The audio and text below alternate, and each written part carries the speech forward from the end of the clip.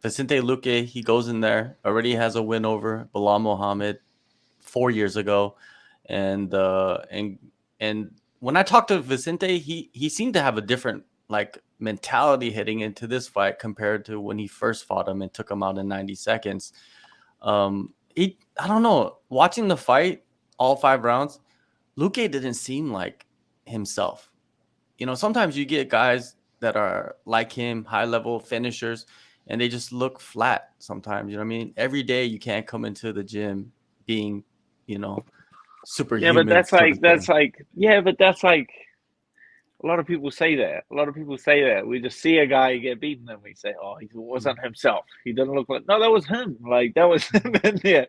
He's just fighting like a better Belal Muhammad that stepped in there with him 4 years ago. The 4 years, Belal Muhammad has made some pretty big improvements to this game. And you can see that because that's a result of them. That's rule one of rematches. Never take a rematch unless you think or you can do better than the first time. That's the Yeah. rule. That's rule one of rematches. Like he would have internally had that win over Belal. Like he could have always just rode that 90-second knockout. That's hard. That's a very hard thing to beat. Obviously, he jumped on it because of the rankings. He jumped on it because of the opportunity to fight in a main event. But yeah, like this is the sport of high risk, high reward. Yeah, definitely. And one thing impressive about Bilal Muhammad in his last couple of fights is that his team just put out the game plan and he executed the game plan really well, man. Like he just understands like what he needs to do to beat a certain type of style with his style. It might not be the prettiest, it might not be the flashiest, you know what I mean? It might not be the most intimidating style, but he wins fights. And now he's in a position to where he gets to fight one of the bigger names, one of the marquee names. You know what I mean? Luke Mm-hmm. is a big name in the division, but he's not, let's be real, he's not the Colby Covingtons. He's not the Hamzat Chimaev level of popularity and clout, so to say. What did you think about his execution, man? Every time that takedown, like right in the middle of the round, he would get it on Luke, and Yeah, I don't remember Luke getting taken down that easily. I haven't.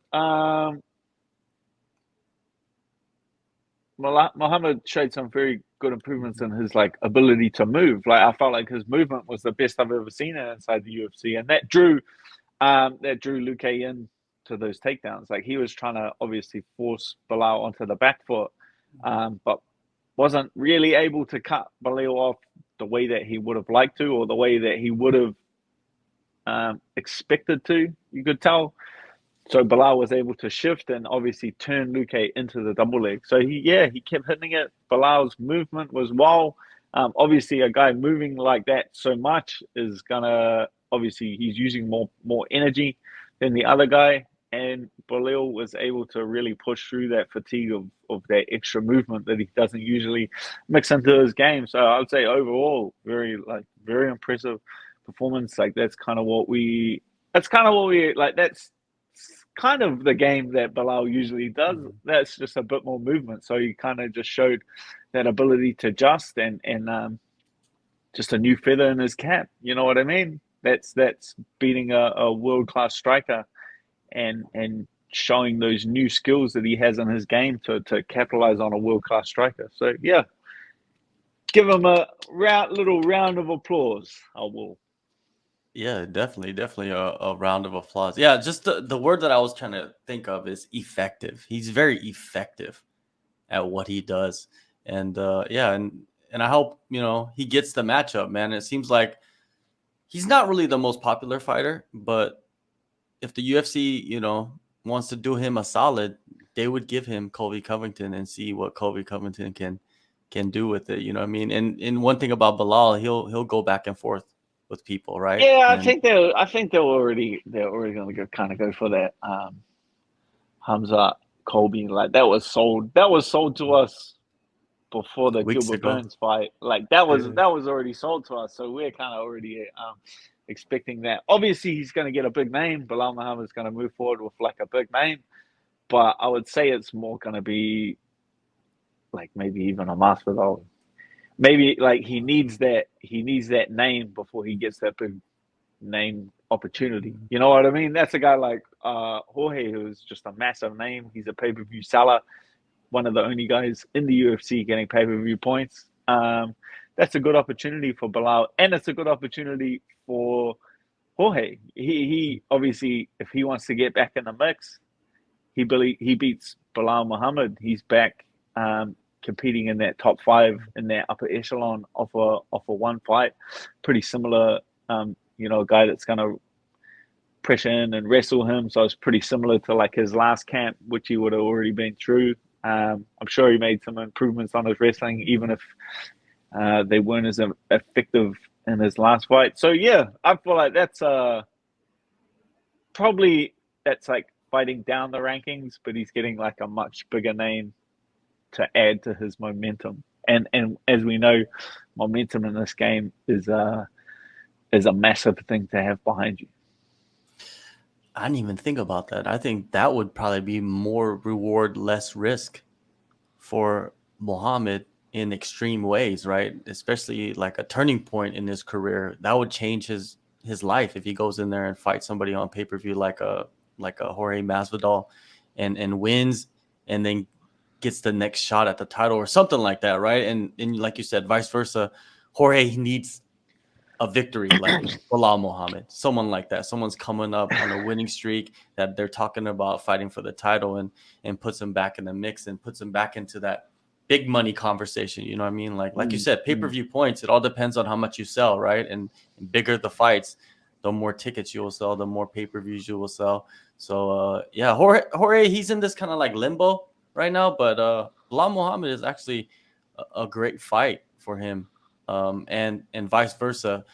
Bilal's just set on fighting Colby Covington. You know what I mean? Like, I guess there's, that whole. Well, regardless, I can definitely understand it. Like, even if he thinks, like, even if a fighter, and if I was sitting in his shoes, right, even if I think they're probably going to give me Jorge Masvidal next, and Jorge Masvidal is probably back in line than the guy I already just beat, even though he's a bigger name, you always call for someone higher above because it sets your attention.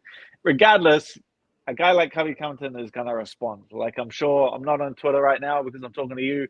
I'm sure Colby Covington is going to respond. I'm sure Belal is going to have the opportunity. Like, that's going to create some kind of attention as well over the next couple of weeks. Colby gets attention, Belal gets attention. They both get to build their brands. So it's just, it's like a win-win-win situation for absolutely everyone. And as a fighter, like, that's the positions that you want to continually put yourself in is win-win situation. A lot of people in the chat right now, and I'm pretty sure on Twitter, are saying that Belal should fight Burns next. Burns is coming off the loss. Bilal's moving upwards. Burns is kind of moving downwards. They can meet in the middle. That's actually a good contenders fight, and he just beat Luque. Luque is like really good friends with Burns. There's that connection as well. You can sell that. Was he in the corner? Was good with Burns? He was in the corner. He was in the corner.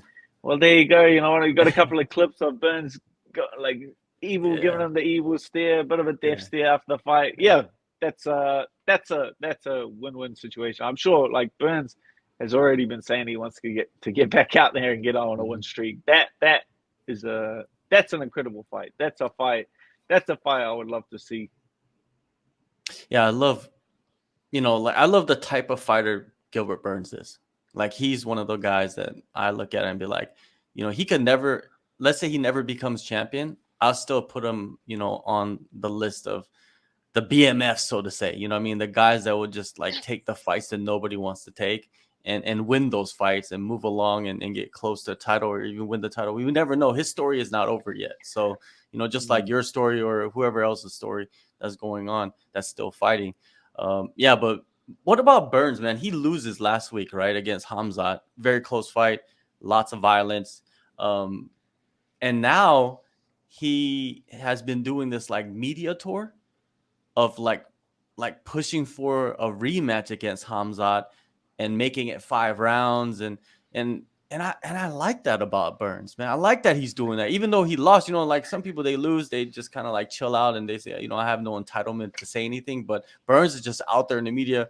You would think Hamzat would be out there doing all the interviews and pumping up himself to go fight for the title. But Burns, man, what do you think of that? Like being on the losing end, but then being out in the media just calling for the rematch that the UFC like probably doesn't want. obviously, the result and the way in which the fight went, it's the right move. It's definitely the right move to call for the rematch, because I feel like a lot of us, or we were sitting here last week going, man, I wonder if that was 5 rounds. Like, that's the first, as soon as that bell rung for the 3rd round, everyone was sitting there going, yeah, I would have liked to see 2 more rounds of that. So it already had like the fan intrigue and the fan interest in having a rematch and running that fight back.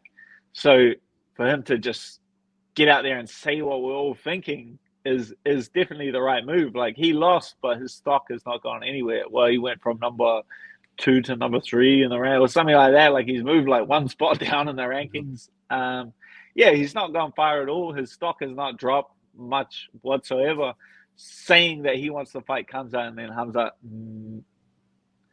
like being forced to respond, like sets that fight up for later as well. You know what I mean? Like, say Hamzat does win the title, then that sets up the title fight, and that's constantly what you want to do as a fighter is set up your next fight, is set up your next paycheck. That's the best. That's what he's doing. He's setting up some pretty big future paychecks. But Gilbert Burns has always been one of the gamest guys in the division. He's always been super active. He's always thrown his name in the hat for short notice fights, last minute fights, the guy that fights no one wants to get, and to have his title shot off of that has been pretty impressive to watch. Yeah, it has been impressive, and he's created it all, like you just said. Sheesh. I thought he's been having one of those I got a earthquakes. funny message.